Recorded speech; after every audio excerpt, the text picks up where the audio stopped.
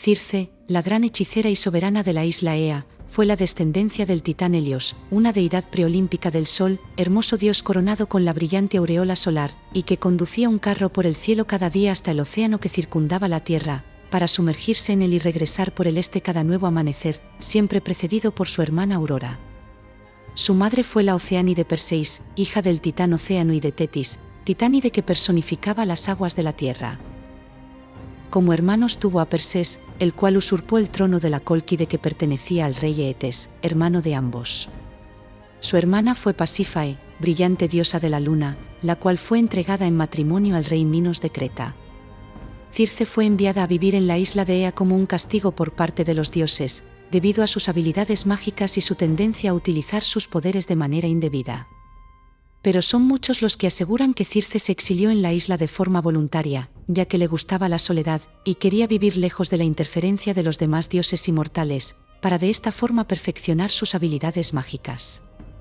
Algunos afirman que Circe aprendió sus grandes poderes mágicos de la mismísima diosa Hécate, la cual fue nodriza y maestra de la hermosa hechicera. Mediante el empleo de hechizos y pociones mágicas, Circe hacía que los osados mortales que acudían a su isla olvidaran su lugar de procedencia, y con una varita de laurel los transformaba en animales.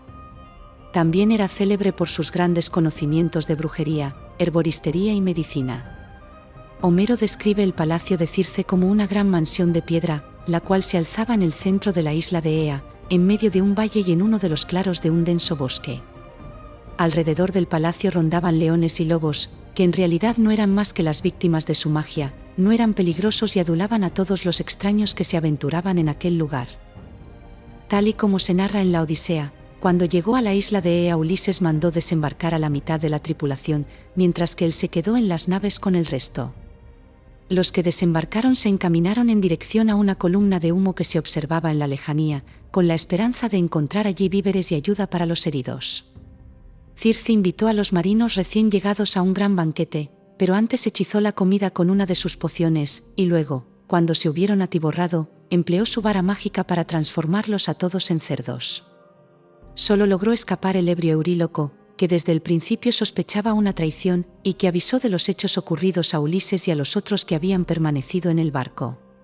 Entonces Ulises partió en solitario al rescate de sus hombres. En el camino se le cruzó Hermes, el mensajero de los dioses, quien le advirtió que sus hombres habían sido convertidos en cerdos por la hechicera. Entonces le mostró una planta llamada Moli, la cual le serviría para protegerse de los encantamientos y pócimas de Circe y mantener su forma humana. Mientras se dirigía hacia la morada de la hechicera, Ulises urdió un plan inspirado por la diosa Atenea. Seduciría a la hermosa hechicera con el objetivo de lograr la liberación de sus hombres. Durante un largo año yació cada noche con la bella hechicera, hasta que, tal y como habían pronosticado los dioses, ésta cedió y le indicó el camino a seguir, liberando al mismo tiempo a sus compañeros. Circe fue la protagonista de varios episodios mitológicos, como el de un famoso adivino y augur romano llamado Pico, de quien Circe se enamoró, y cuando éste no correspondió al amor que Circe le profesaba, la hechicera lo transformó en un pájaro carpintero, aunque le permitió conservar los poderes proféticos que había poseído como hombre. Circe también es mencionada como una de las amantes de Pan, el dios de los pastores y de la naturaleza. Se menciona este hecho en obras como el poema épico Las Metamorfosis de Ovidio. También se menciona esta relación en el poema El banquete de los Pinochos, de Plutarco, y en el poema Las hijas de Proetus, de Apolonio de Rodas. Según estas mismas versiones de la historia, también Circe y Pan se conocieron en la isla de Ea, donde Circe vivía en soledad, completamente dedicada a perfeccionar sus poderes mágicos y elaborar nuevas pócimas. Y aunque le gustaba su vida solitaria, a veces se sentía sola y deseaba tener compañía, alguien con quien compartir sus pasiones. Un día, mientras paseaba por el bosque, Circe se encontró con Pan, el dios se había despistado mientras cazaba y se había extraviado en el bosque. Al ver a Circe, al instante se sintió atraído por ella y se acercó para contemplar más de cerca a la bella hechicera. Circe, a su vez, se sintió atraída por la poderosa apariencia y fuerte personalidad de Pan, y decidió invitarlo a su palacio para que descansara y pasara la noche allí junto a ella. Pero Pan también era el dios de la lujuria y el desenfreno, y aunque algunos afirman lo contrario, no existe constancia de que esta relación generara descendientes. Asimismo, Circe fue una de las numerosas amantes del brillante dios Apolo, aunque tampoco queda claro que tuvieran descendencia. También tuvo una relación con un dios menor llamado Glauco, hijo de Poseidón y de la náyade Naís. A pesar de los progenitores que se le atribuyen, Glauco era un humilde pescador que al mascar unas plantas mágicas cerca de Antedón, en la isla de Eubea, se convirtió en inmortal.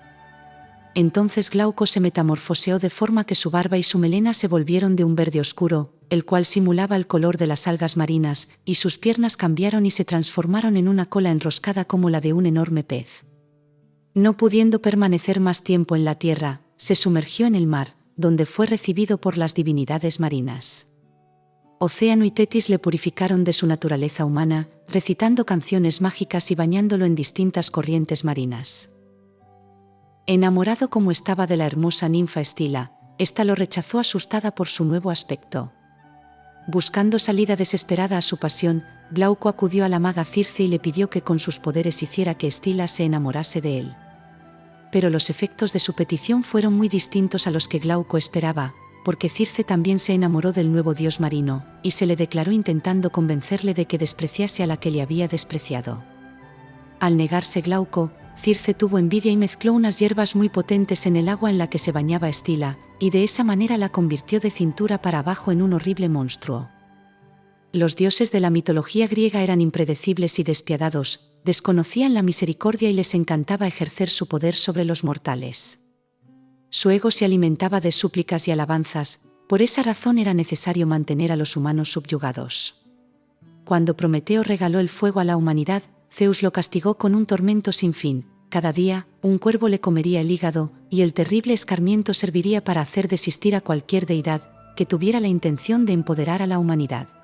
Pero Circe, hija de Helios, la de la voz parecida a la de los humanos, también se sentía atraída por los mortales. A ella el castigo que se le impuso por atentar contra las leyes del Olimpo fue el exilio.